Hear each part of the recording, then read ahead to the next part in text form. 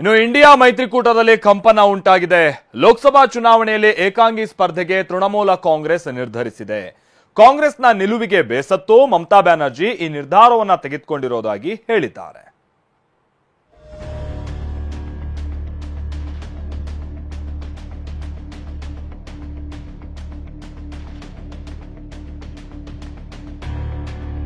ಲೋಕಸಭಾ ಚುನಾವಣೆ ಹತ್ತಿರವಾಗ್ತಿರುವಾಗಲೇ ಇಂಡಿಯಾ ಮೈತ್ರಿಕೂಟಕ್ಕೆ ಭಾರೀ ಹಿನ್ನಡೆಯಾಗಿದೆ.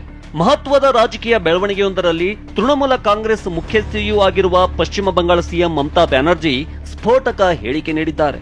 ಮುಂಬರುವ ಲೋಕಸಭಾ ಚುನಾವಣೆಯಲ್ಲಿ ಟಿಎಂಸಿ ಏಕಾಂಗಿಯಾಗಿ ಸ್ಪರ್ಧೆ ಮಾಡಲಿದೆ ಅಂತ ಮಮತಾ ಬ್ಯಾನರ್ಜಿ ಘೋಷಣೆ ಮಾಡಿದ್ದಾರೆ.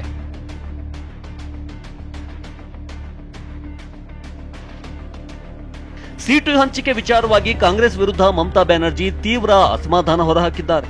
ಯಾವುದೇ ಸೀಟು ಹಂಚಿಕೆ ಪ್ರಸ್ತಾಪವನ್ನ ಮುಂದಿಟ್ರೆ ಅದನ್ನೆಲ್ಲ ಕಾಂಗ್ರೆಸ್ ತಿರಸ್ಕರಿಸಿತು. ಹೀಗಾಗಿ ನಾವು ಬಂಗಾಳದಲ್ಲಿ ಏಕಾಂಗಿಯಾಗಿ ಸ್ಪರ್ಧಿಸಲು ನಿರ್ಧರಿಸಿದ್ದೇವೆ ಅಂತ ದೀದಿ ಹೇಳಿದ್ದಾರೆ. ಬೇಕಾದ್ರೆ ಕಾಂಗ್ರೆಸ್ 300 ಕ್ಷೇತ್ರಗಳಲ್ಲಿ ಸ್ಪರ್ಧೆ ಮಾಡಲಿ ಅಂತ ಗುಡುಗಿದ್ದಾರೆ. আমার কোনো কথা হয়নি এবং আমি প্রস্তাব দিয়েছিলাম, ওরা প্রথম দিনই প্রত্যাখ্যান করেছে। তখন থেকে আমাদের দল সিদ্ধান্ত নিয়েছে আমরা বাংলায় একা চলবো।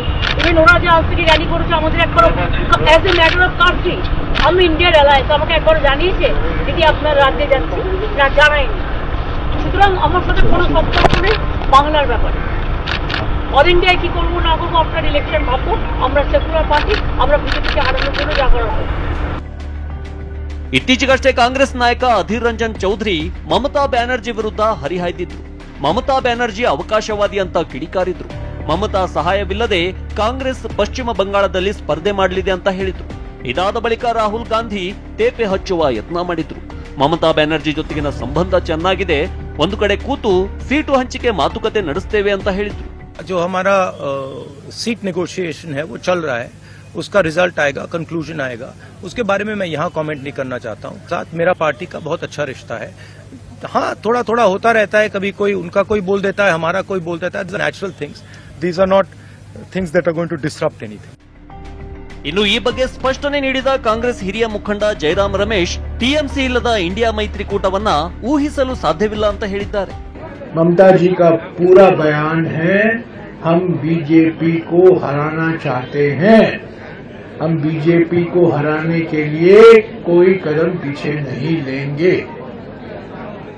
उसी भावना के साथ हम पश्चिम बंगाल में प्रवेश कर रहे हैं।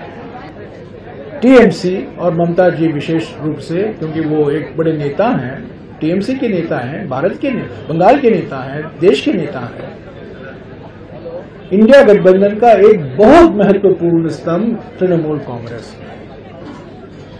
हम ममता जी के बिना इंडिया गठबंधन की कल्पना नहीं कर सकते। ಸದ್ಯ ದೀದಿ ಹೇಳಿಕೆಯಿಂದ ಇಂಡಿಯಾ ಮೈತ್ರಿಕೂಟದಲ್ಲಿ ಭಾರಿ ಕಂಪನ ಸೃಷ್ಟಿಸಿದೆ. ಆದರೆ ಆ ರೀತಿ ಏನೂ ಆಗಿಲ್ಲ, ಇಂಡಿಯಾ ಮೈತ್ರಿಕೂಟದಲ್ಲಿ ಯಾವುದೇ ಸಮಸ್ಯೆಗಳು ಇಲ್ಲ ಅಂತ ಆರ್ಜೆಡಿ ನಾಯಕ ಮನೋಜ್ ಝಾ ಹೇಳಿದ್ದಾರೆ. ಇನ್ನು ದೆಹಲಿ ಸಚಿವ ಸೌರಭ್ ಭಾರದ್ವಾಜ್ ಟಿಎಂಸಿ ಇಂತಹ ದೊಡ್ಡ ಪಕ್ಷದ ಜೊತೆ ಸೀಟ್ ಶೇರ್ ಮಾಡಿಕೊಳ್ಳುವುದು ಸ್ವಲ್ಪ ಕಷ್ಟದ ಕೆಲಸ ಎಂದಿದ್ದಾರೆ. ಈ ನಡುವೆ ಅತ್ತ ಪಂಜಾಬ್ನಲ್ಲೂ ಆಪ್ ಏಕಾಂಗಿಯಾಗಿ ಸ್ಪರ್ಧಿಸುತ್ತೆ ಅನ್ನೋ ಸುದ್ದಿ ಮತ್ತೊಂದು ಸಂಚಲನ ಸೃಷ್ಟಿಸಿತ್ತು. ಆದರೆ ಈ ಬಗ್ಗೆ ಸ್ಪಷ್ಟನೆ ನೀಡಿದ ಪಂಜಾಬ್ ಸಿಎಂ ಭಗವಂತ್ ಮಾನ್, ಪಂಜಾಬ್ನಲ್ಲಿ ಕಾಂಗ್ರೆಸ್ ಜೊತೆ ನಮಗೆ ಸಮಸ್ಯೆ ಇಲ್ಲ, ಪಶ್ಚಿಮ ಬಂಗಾಳ ಸಿಎಂ ಮಮತಾ ಬ್ಯಾನರ್ಜಿ ರೀತಿ ಮಾಡಲ್ಲ ಅಂತ ಹೇಳಿದ್ದಾರೆ. देश में पंजाब बनेगा हीरो। 2024 में लोकसभा चुनाव में आम आदमी पार्टी के पक्ष में 13-0। देखो ये तो उनका काम है, ये ममता नहीं कोई बात नहीं, वो हो सकता है कोई उनके साथ बातचीत चल रही हो उस लेवल पे, लेकिन पंजाब में हम ऐसा नहीं करने वाले। ಇನ್ನು ಇಂಡಿಯಾ ಮೈತ್ರಿಕೂಟದ ಕಿತ್ತಾಟದ ಬಗ್ಗೆ ರಾಜ್ಯ ಬಿಜೆಪಿ ನಾಯಕರು ವ್ಯಂಗ್ಯವಾಡಿದ್ದಾರೆ. ಇಂಡಿಯಾ ಅನ್ನುವಂಥ ಒಕ್ಕೂಟದ ಸಭೆ ಬೆಂಗಳೂರಿನಲ್ಲಿ ಮಾಡಿದ್ರು,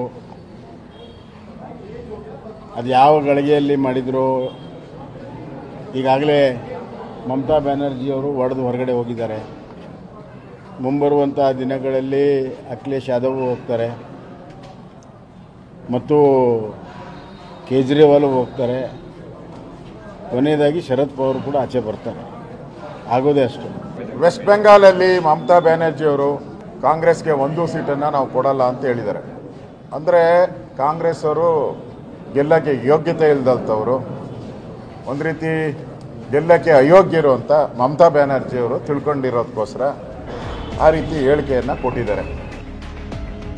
ಇನ್ನು ದೆಹಲಿ ಸಚಿವ ಸೌರಭ್ ಭಾರದ್ವಾಜ್ ಟಿಎಂಸಿ ಅಂಥ ದೊಡ್ಡ ಪಕ್ಷದ ಜೊತೆ ಸೀಟ್ ಶೇರ್ ಮಾಡಿಕೊಳ್ಳೋದು ಸ್ವಲ್ಪ ಕಷ್ಟದ ಕೆಲಸ ಎಂದಿದ್ದಾರೆ. Bureau report, TV9.